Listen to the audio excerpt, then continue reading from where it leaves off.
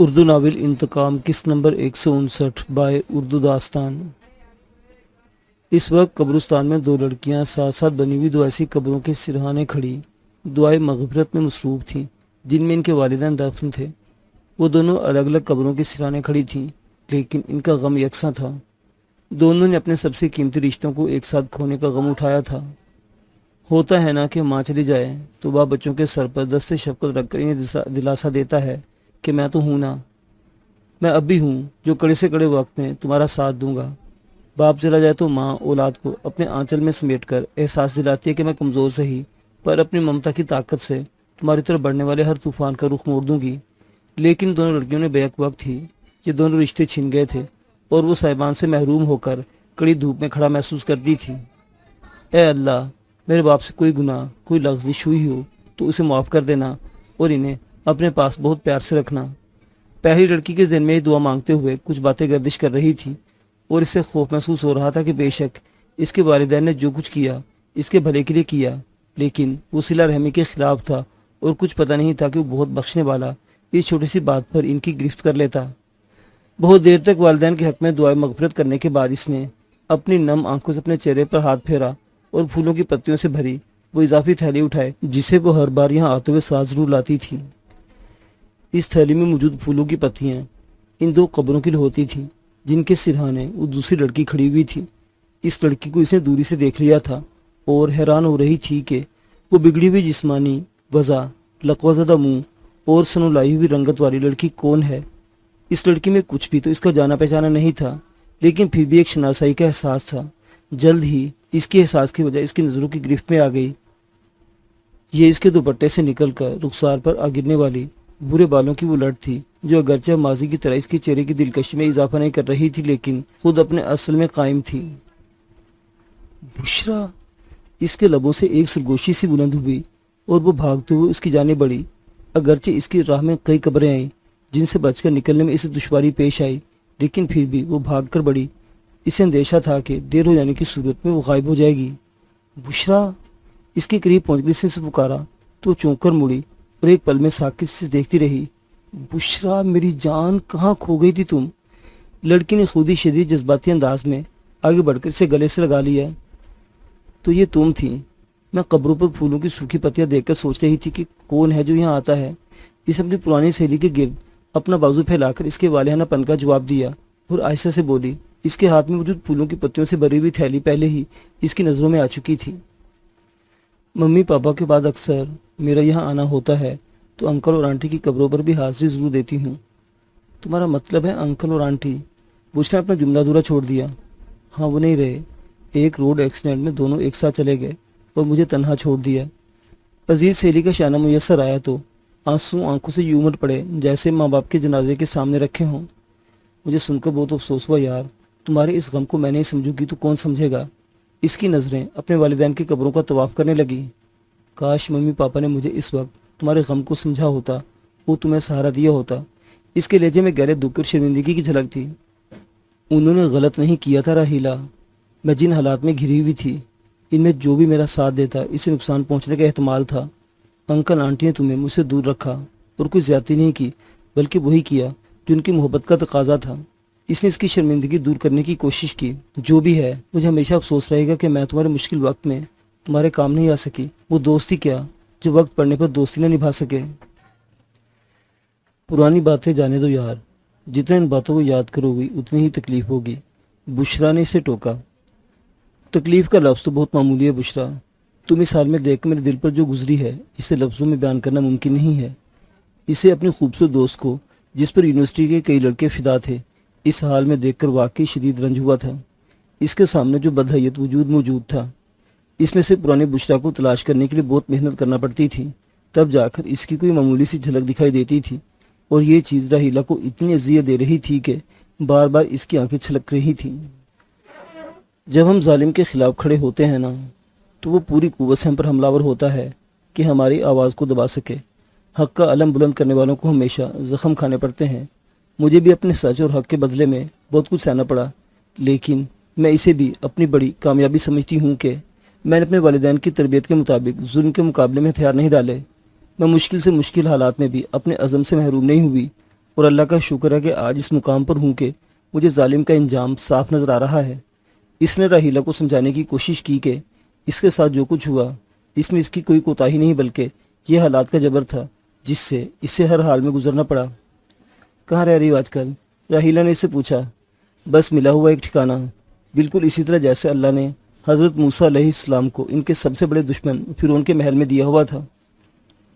اس کے سوالنے سے خود ہی اپنے رب کی اس مہربانی کا پہلی بار احساس دلایا۔ یہ کتنا عجیب تھا نا کہ وہ شخص جو اس کا سب سے بڑا دشمن تھا اور جس سے وہ سب سے زیادہ نفرت کرتی تھی، اسی شخص کے ایک ٹھکانے پر اسے پناہ ملی ہوئی تھی اور زندگی کی تمام بنیادی ضروریات میسر آتی رہی تھیں۔ مہناز نے طرز کھا کر جس وقت اسے اپنے ساتھ اپنے اپارٹمنٹ میں رکھا تھا، اس وقت وہ بہت کمزور اور بے بس تھی۔ اسے وہاں رہ کر نہ صرف خود کو سنبھالنے کا موقع ملا، بلکہ اس نے اپنی بدلی ہوئی جسمانی حیت کے ساتھ جینے کا ہنر بھی سیکھا۔ اگر مہناز اسے اپنے ساتھ اپنے اپارٹمنٹ میں نہ رکھتی تو بازل سے کچھ بعید نہیں تھا کہ وہ اسے بھیک مانگنے کے لیے کسی چوک پر بٹھا دیتا، لیکن وہ ایسا نہ کر سکا کہ ہر وقت کا فرعون قدرت کے فیصلوں کے آگے بے بس ہوتا ہے۔ وہاں رہنے کے سب سے بڑا فائدہ یہ ہوا تھا کہ اس کا دشمن ہمیشہ اس کی نظروں کے سامنے رہا تھا اور اسے اس بات کی فکر نہیں رہی تھی کہ اس سے اپنا انتقام لینے کے لیے اس کی کوئی کوشش کرنا پڑے گی۔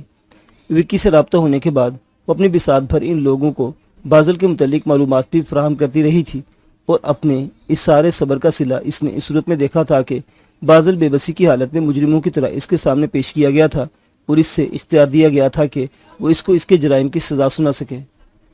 کس سوچ میں ڈوب گئی ہو؟ راحیلہ سے بہت دیر تک چپ کھڑے دیکھ کر ٹوکا۔ کچھ نہیں، تم اپنی سنو، کیسی ہو آج کل، کیا کر رہی ہو؟ اس نے سر کو جھٹک کر سارے خیالات کو بھی ذہن سے جھٹکا اور مسکرانے کی کوشش کرتے ہوئے اس سے پوچھا۔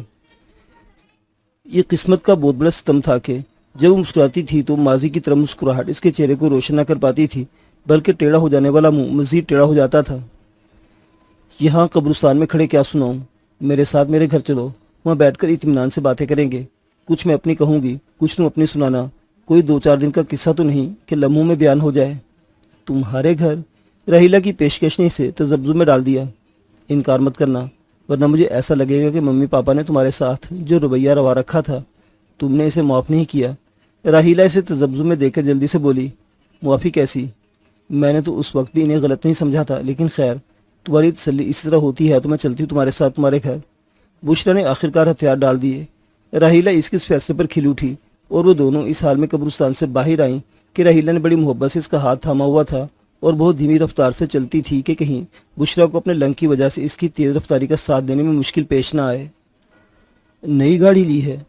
وہ دونوں ساتھ ساتھ چلتی قبرستان کے باہر کھڑی ایک چمکتی ہوئی کار تک پہنچی تو بشرا نے چونک کر پوچھا۔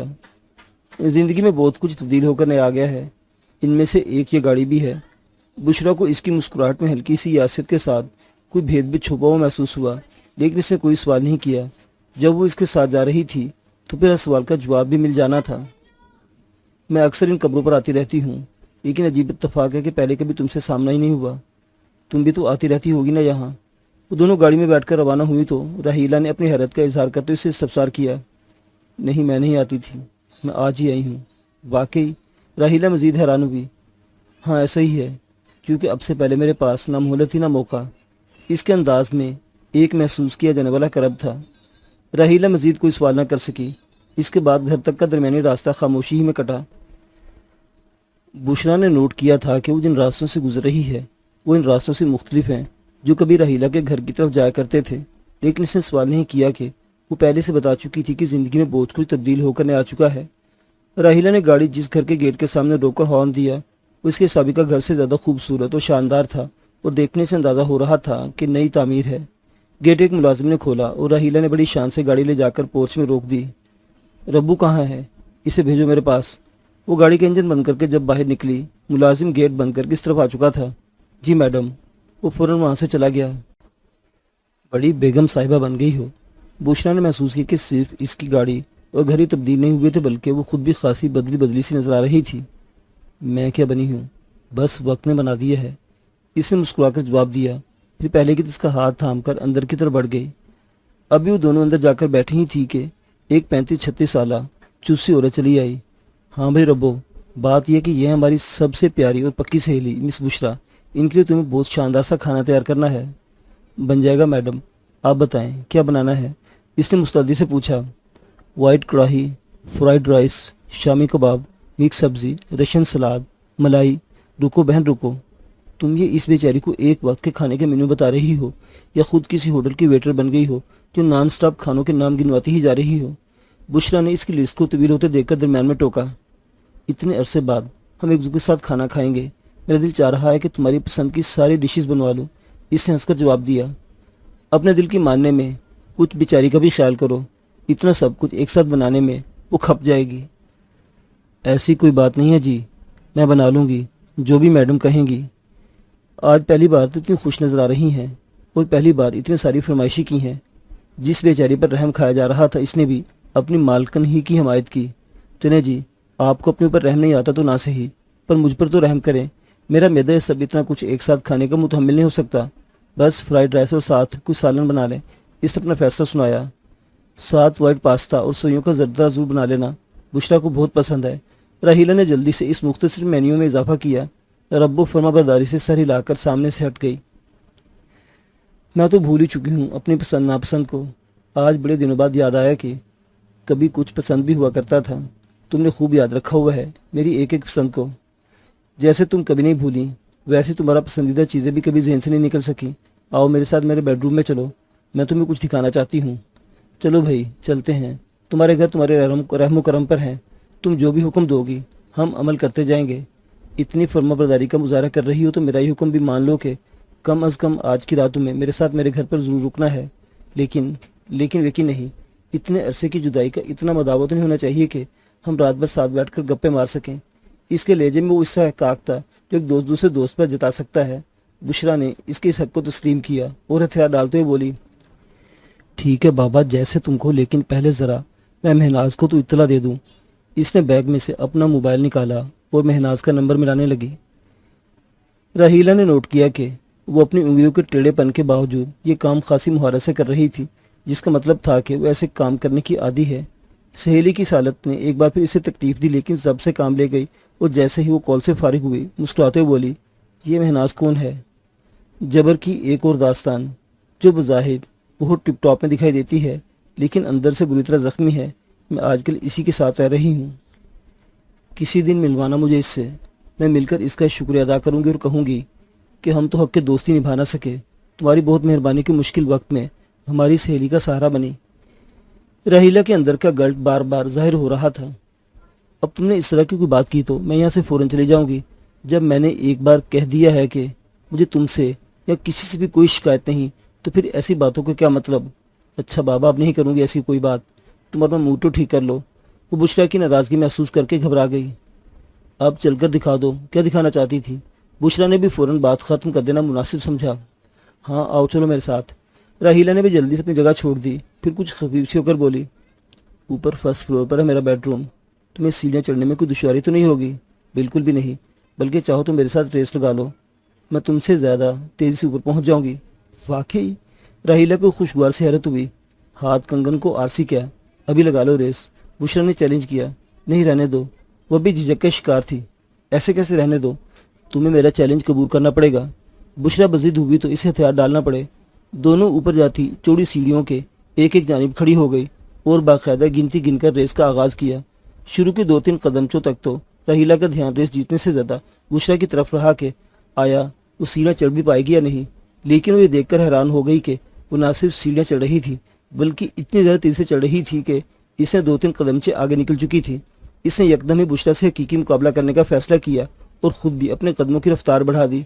बुशरा ने इसे ऐसा करते देखा तो कुछ और तेज़ी दिखाई और अगला लम्हा ऐसा था कि राहीला की जान हलक में आ गई।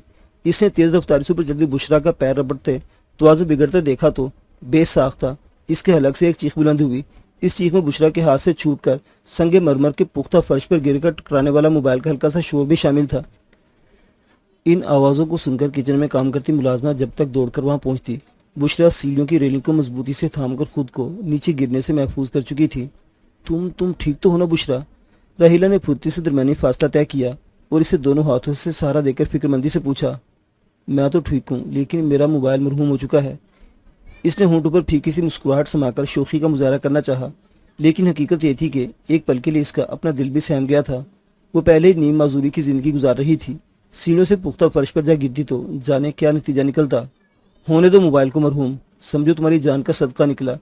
राहिला का दिल अभी तक बुरी तरह धड़क रहा था और ये अंदर ही अंदर खुद को मुलामत कर रही थी कि बुशरा की जिस्मानी हालत को देखने के बावजूद वो इसकी बचकाना हरकत के लिए तैयार ही क्यों हुई। बीबी, ये मोबाइल। रब्बो ने मोबाइल इसके अलहदा हो जाने वाले कवर समेत लाकर राहिला के हाथ में थमा दिया। हाँ ठीक है, तुम जरा मिल्क शेक बनाकर मेरे बेडरूम में पहुंचा दो। राहिला ने बेनियाजी से मोबाइल थाम कर इसे हुक्म दिया। मिल्क शेक की क्या ज़रूरत है? वो जो तुम इतना दावती सा खाना बनवा रही हो, इसके लिए पेट में जगह नहीं रखनी है क्या? बुशरा ने सुनकर एहतजाज किया। चुप रहो, ये जो भी जान हलक में आ गई थी ना, इसने सारी तवानाई निचोड़ ली है। इख्तिलाज कलब अलग हो रहा है। फौरी तवानाई की बहाली का इंतजाम न हुआ तो हार्ट अटैक भी हो सकता है। वैसे भी खाने का वक्त होने में काफ़ी देर है। जब तक खाना लगेगा पता भी नहीं लगेगा मिल्क शेक का पिया हुआ एक अदद गिलास किधर गया। इसने बुशरा को डबट कर रख दिया और बाकी की सीढ़ियां इसका हाथ थाम कर तय करने लगी। मुलाजमा रब्बो पहले ही ने आपस में बहस करता छोड़कर किचन की तरफ जा चुकी थी। अभी तक वैसी ही हो, हर मसले का हल खाने में ढूंढ निकालने वाली। बुशरा हंसती। तुम्हें इस साइंस का नहीं मालूम। खाने पीने से बंदे का ध्यान बढ़ जाता है और टेंशन कम हो जाती है। टेंशन कम कहाँ होती है, फिर तुम इस फिक्र में उतला हो जाती हो कि वजन दिन ब दिन बढ़ने से सारे नए और पुराने स्टाइलिश कपड़े तंग हो रहे हैं। फिर जिम और फिटनेस क्लब के चक्कर लगने शुरू हो जाते हैं। अब ऐसा नहीं होता मेरी जान। अब मैं हर रोज़ वॉक और एक्सरसाइज के जरिए अपना वजन मेंटेन रखती हूँ। इसे सब कुछ खा पी कर भी स्मार्ट ही हूँ। इसे अपनी ख्वाबगाह का दरवाज़ा खोलते फर्जी कॉलर झाड़ते हुए बुशरा को मानना पड़ा कि वो दुरुस्त कह रही है, क्योंकि माजी में फर्बे मार रखने वाला इसका जिस्म अब बहुत स्मार्ट हो चुका था। अरे ये तुम हो? कमरे में कदम रखते की नज़र सबसे पहले दीवार पर लगी इन लॉज तस्वीर पर पड़ी। तस्वीर में दुल्हन के रूप में सजी संवरी खड़ी कैमरे की तरफ देखकर मुस्कुरा रही थी और शेरवानी में मलबूस दूल्हा होंठों पर शौक से मुस्कुराहट लिए इसे वालेहाना नज़रों से देख रहा था। वो लपक कर तस्वीर के करीब पहुंच गई। अच्छा, तो ये है वो सरप्राइज जिसे दिखाने के लिए तुम मुझे यहाँ लाई थी। उफ, तुम दुल्हन बनकर कितनी शदीद खूबसूरत लग रही हो।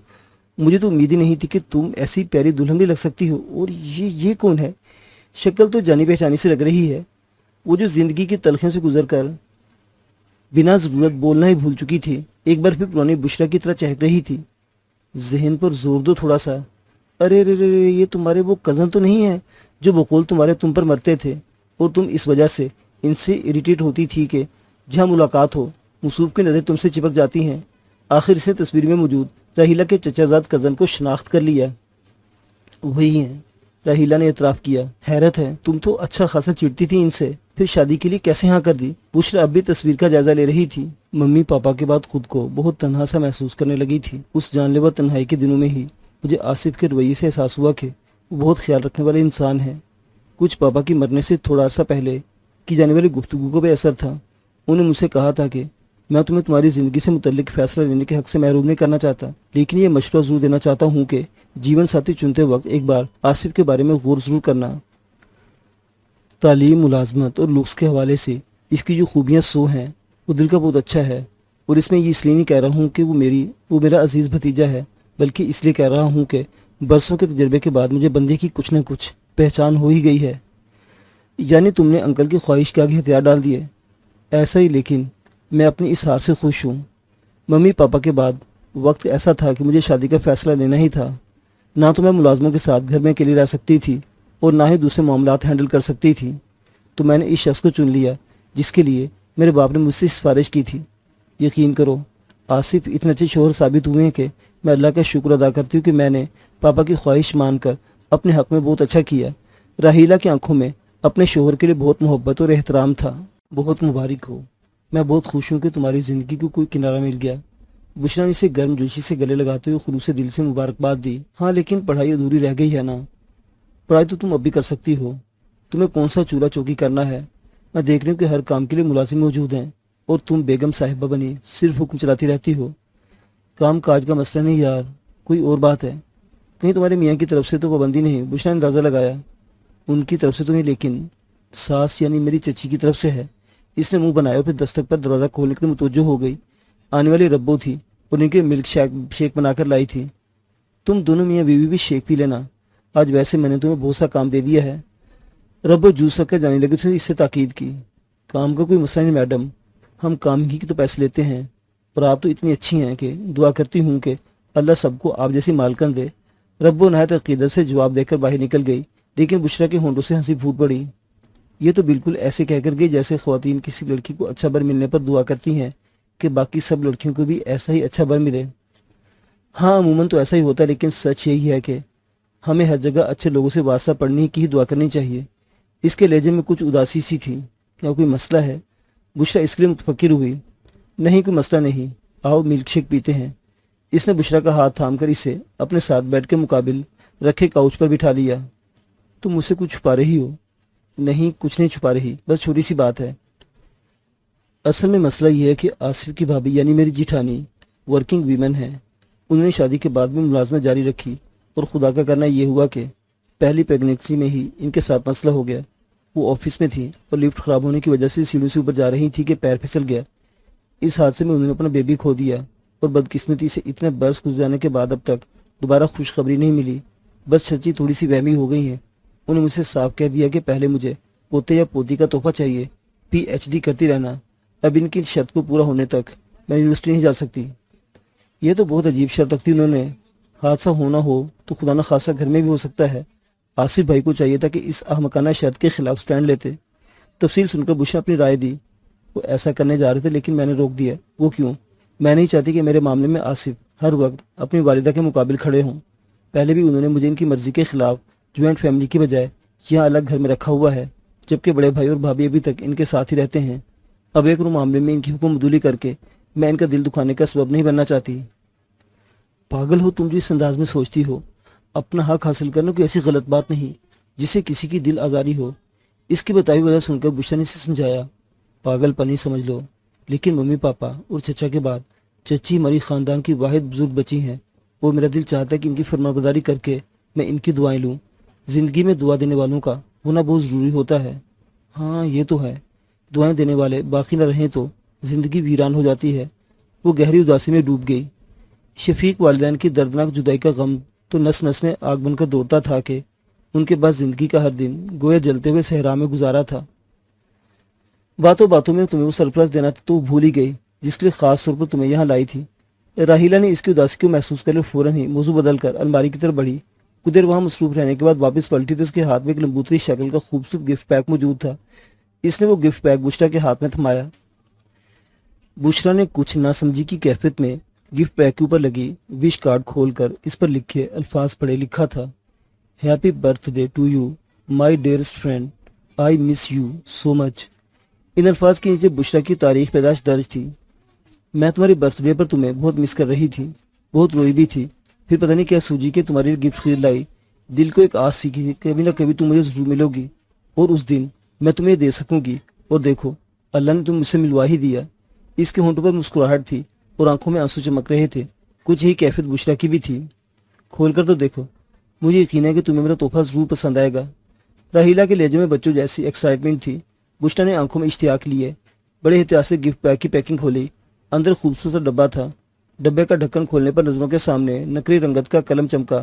قلم کے ڈھکن پر نیلے رنگ کے بے انتہا باریک اوپر چمکدار نگینے ایک خاص ترتیب سے پیواز تھے۔ وہ کچھ دیر مبہوت سی بیٹھی اس خوبصورت قلم کو دیکھتی رہی، پھر سحر زدہ سی کیفیت میں قلم کو ڈبیا سے باہر نکال کر اس کا ڈھکن کھولا۔ قلم کی نکرئی نب کی چمک نے اس کی آنکھوں میں چمک بھر دی۔ کتنا عرصہ ہو گیا تھا کاغذ قلم سے اس کا رشتہ ٹوٹے۔ زندگی اتنے طوفانوں سے گزری تھی کہ اسے خود بھی پتہ نہیں چلا تھا کہ وہ کیا سے کیا ہو چکی ہے۔ مجھے لکھنے کے لیے کچھ تو، وہ راہیلہ سے مخاطب تھی، لیکن دیکھ صرف اور صرف قلم کو رہی تھی۔ ابھی دیتی ہوں۔ راہیلہ نے جلدی سے کہیں سے رائٹنگ پیڈ اور دو دوات برآمد کر کے اس کے سامنے رکھ دی۔ بشریٰ نے بڑی نزاکت سے ڈھکن کھول کر قلم میں سیاہی بھری۔ یہ سب کرتے ہوئے اگرچہ اس کی بدحیت ہو جانے والی انگلیاں کانپ رہی تھیں، لیکن انداز میں ایک ردھم تھا، اسے ماہر رقاص کی طرح جس کے اعضاء کبھی غلط رخ پر حرکت نہیں کرتے۔ اگرچہ جدید دور کے تقاضے کے مطابق وہ بھی لکھنے کے لیے کمپیوٹر اور لیپ ٹاپ وغیرہ کثرت سے استعمال کرتی تھی، لیکن کاغذ قلم سے عشق اس کے خون میں رچا ہوا تھا۔ اس کے والد نے خود اسے قلم پکڑ کر موتیوں جیسی لکھائی میں لکھنا سکھایا تھا۔ سو یہ تھا کہ چاہے دنیا جتنی بھی جدید ہو گئی تھی، کاغذ قلم سے باپ بیٹی کا ناطہ نہیں ٹوٹا تھا۔ قلم ہاتھ میں آتا تھا تو انگلیاں کاغذ پر لفظ اتارنے کے لیے ایسے بے چین ہو جاتی تھیں جیسے روح کی گہرائیوں سے ناچنے والا رقاص موسیقی کی آواز پر اپنے بدن کو حرکت کو روکنے پر قادر نہ ہو۔ وہ بھی اپنی عزیز سہیلی کے دیے نکرئی قلم سے کاغذ پر موتی بکھیر رہی تھی۔ راہیلہ نے منظر دیکھا اور چپکے سے باہر نکل گئی۔ کہ اسے یہاں اپنا وجود بالکل ویسے ہی اضافی لگ رہا تھا جیسے محب و محبوب کی ملاقات میں تیسرا۔ اتنی دیر لکھتی رہی، لگتا ہے کچھ خاص لکھ ڈالا۔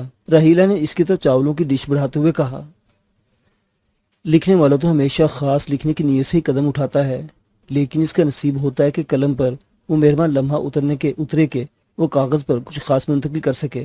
اسے بھی کچھ دیر سپرد کرتاس کیے تھے، کچھ خواہشوں کو کاغذ پر سانس لینے کے لیے آزاد چھوڑ دیا تھا، امید کے چند جگنوں کی روشنی بکھیرنے کے واسطے اکٹھا کرنے کی کوشش کی ہے اور رد بلا کے لیے دعاؤں کی حصار بندی کی ہے۔ اسے بہت ٹھہر کر اس کے سوال کا جواب دیا۔ اف مائی گاڈ بشرا، جس تحریر کا تعارف اتنا خوبصورت ہے وہ خود کتنی شاندار ہوگی۔ راہیلہ نے بے ساختہ اسے داد دی۔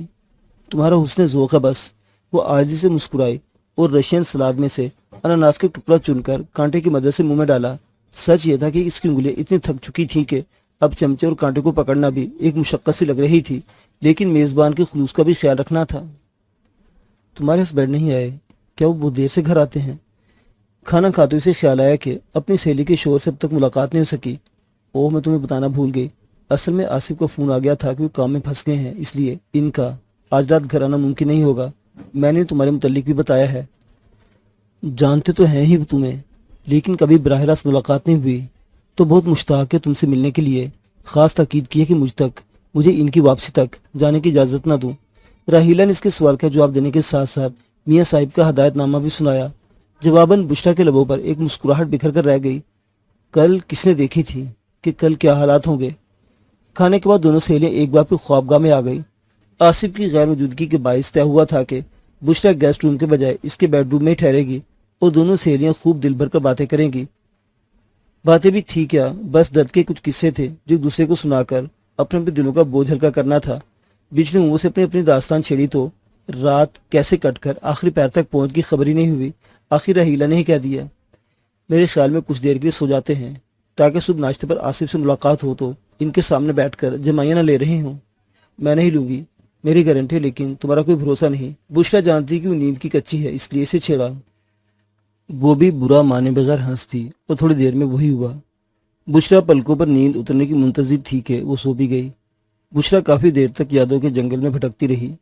سچ یہ تھا کہ راہیلہ سے ہونے والی ملاقات نے جہاں عرصے بعد کسی اپنے سے ملنے کی خوشی بخشی تھی، وہاں کئی زخم ادھر بھی گئے تھے اور دل ان دنوں کی یادوں میں کرلانے لگا تھا جب وہ اپنے ماں باپ کی شفقت کے سائے میں رہتی تھی اور دوستوں کے ساتھ زندگی کا لطف کشید کرتی تھی۔ جن کے دل کرلاتے ہوں ان کی آنکھوں پر نیند بڑی مشکل سے مہربان ہوتی ہے۔ اسے بھی سونے میں کافی دیر لگ گئی، لیکن صبح جلدی جاگنے کی عادت کی وجہ سے پہلے ہی آنکھ کھل گئی۔ راہیلہ اتنی گہری نیند سو رہی تھی کہ اس کے باتھ روم آنے جانے اور کمرے میں چلنے پھرنے کی آہٹوں کا بھی اس پر کوئی اثر نہیں ہوا۔ وہ اسے نیند پوری کرنے کا موقع دے کر خود کاؤچ پر آ گئی اور ایک سائیڈ لیمپ روشن کر کے اپنی کل لکھی گئی تحریر کے اوراق اٹھا لیے۔ ان اوراق کے برابر میں کل اس کا مرحوم ہو چکا موبائل بھی پڑا تھا، جس پر ہلکی سی تعصب کی نظر ڈال کر وہ محویت سے اپنی تحریر میں گم ہو گئی۔ کافی دیر بعد راہیلہ کی تحیر زدہ آواز نے اسے اس کیفے سے نکالا۔ اوہ مائی گاڈ، اتنی دیر ہو گئی اور میری آنکھ نہیں کھلی۔ تم کب سے جاگ کر اکیلی بور ہو رہی ہو؟ مجھے آواز ہی دے لیتی۔ دو جملوں میں حیرت، ندامت اور شکایت سب کا اظہار کر کے اس نے بشرا کی طرف سے جواب کا انتظار بھی نہیں کیا اور انٹر کام کا بٹن دبایا۔ ہربو، ناشتہ تیار ہے نا؟ اب وہ اپنی ملازمہ سے استفسار کر رہی تھی اور بشرا دلچسپی سے دیکھ رہی تھی۔ ناشتہ بالکل تیار ہے میڈم، اور صاحب بھی بڑی دیر سے آئے، آپ لوگوں کا انتظار کر رہے ہیں، اس نے اطلاع دی۔ اوہو، تو تم مجھے جگا دیتی نا۔ وہ سمجھ گئی کہ بشرا کی موجودگی کے خیال سے آصف نے خوابگاہ کا رخ نہیں کیا تھا اور خود بے آرام ہو رہا تھا۔ صاحب نے منع کر دیا تھا، کہہ رہے تھے کہ دونوں سہیلیاں عرصے بعد ملی ہیں، رات یقیناً دیر سے سوئی ہوں گی، انہیں بے آرام نہ کرو اور نیند پوری کرنے دو۔ ربو نے آصف کا لفظ دہرا دیا۔ آصف بنا بس وہ شخص ہمیشہ ہی اسے لاجواب کر دیتا تھا، اب بھی اسے کہنے کے لیے کچھ نہیں سوجا تو بات بدل دی۔ اچھا، تم اچھی طرح ٹیبل سیٹ کرو، ہم ابھی 15-20 منٹ میں نیچے آتے ہیں۔ جی ٹھیک ہے۔ ملازمہ تو یہ کہنا تھا، لیکن بشرا سے حیرت سے گھورا۔ 15-20 منٹ؟ جانے کب سے خوار ہوئے بت بندے کو تم 15-20 منٹ مزید انتظار کراؤ گی؟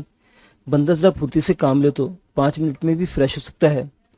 ہاں ہو سکتا ہے، لیکن اتنا نہیں جتنا میں آصف کو لگنا چاہتی ہوں۔ ایسا عاشق شوہر 24 گھنٹوں سے زائد وقت کے بعد بیوی کو دیکھنے والا ہو تو بیوی کا فرض بنتا ہے کہ اسے ایسے روپ میں ملے کہ وہ دیکھتے کا دیکھتا رہ جائے۔ اور یہ 15-20 منٹ کا وقت تو میں نے ایسے بتا دیا ہے، ہو سکتا ہے 10-15 منٹ اوپر ہی لگ جائے۔ کیا شان بے نیازی تھی۔ بشرا اس کی شکل دیکھتی رہ گئی، پھر جھنجھلا کر بولی، یہ سب تو ٹھیک ہے ملکہ عالیہ، لیکن یہ کنیز کیا کرے جو پہلے بہت دیر سے اکیلی بیٹھی خوار ہو رہی ہے، اور آپ کی طرف سے جسے مزید خواری کا نوٹس مل گیا ہے، تم اس سے اپنا دل بہلاؤ۔ اس نے اپنا موبائل ان لاک کر کے بشرا کے حوالے کیا اور خود باتھ روم میں گھس گئی۔ بشرا کے پاس وقت گزارنے کی یہی سبیل تھی کہ یوٹیوب پر خبریں لگا کر حالات حاضرہ کی خبر لے۔ راحیلہ کے خوابگاہ میں ٹی وی نہیں تھا، بقول اس کے آصف کو پسند نہیں تھا کہ وہ ایک دوسرے کے لیے خاص وقت کو اسکرین کی نظر کرے، اس لیے ٹی وی کو بس ٹی وی لانچ تک ہی محدود رکھا گیا ہے۔ اس نے بہت زیادہ دلچسپی کے بغیر محض وقت گزاری کے لیے ایک معروف چینل پر چلنے والی لائیو نیوز لگا لی۔ خبر نامہ شروع ہوئے خاصی دیر ہو چکی تھی اور بین الاقوامی و ملکی سطح کی تمام اہم خبریں دی جانے کے بعد مقامی خبریں دی جا رہی تھیں۔ شہر میں ہونے والی لوٹ مار، قتل و غارت گری اور حادثات کی معمول کی خبروں کے بیچ دی جانے والی آتش زدگی کی ایک خبر سے چکا دیا۔ علاقے کا نام اور کیمرے کی آنکھ سے دکھایا جانے والا مقام دونوں اس کے لیے آشنا تھے، لیکن کوئلہ ہوئی اس عمارت کو پہچاننا مشکل ہوا جا رہا تھا جس میں وہ اپنے سب سے عزیز دوست اور سب سے بدترین دشمن کو چھوڑ کر آئی تھی۔ عمارت کے گرد فائر بریگیڈ کے عملے کے علاوہ بھی بہت سارے لوگ جمع تھے، اور ایک اینکر چیخ کر آگ لگنے کی وجوہات پر روشنی ڈالنے کے ساتھ ساتھ فائر بریگیڈ کی کارکردگی پر بھی سوالات اٹھا رہا تھا۔ اس سب کے بیچ کوئی نہیں تھا جو اسے معذور بادل کی کوئی خبر لا کر دے سکے۔ دوست تو دوست تھا، اسی سلامتی لیے تو اسے فکر مند ہونا ہی تھا، لیکن اسے دشمن کا مرنا بھی منظور نہ تھا۔ دشمن مر جاتا تو اسے اس کو روز روز مارنے کی خواہش سے دستبردار ہونا پڑتا۔ معزز سامعین حضرات، یہ داستان ابھی جاری ہے۔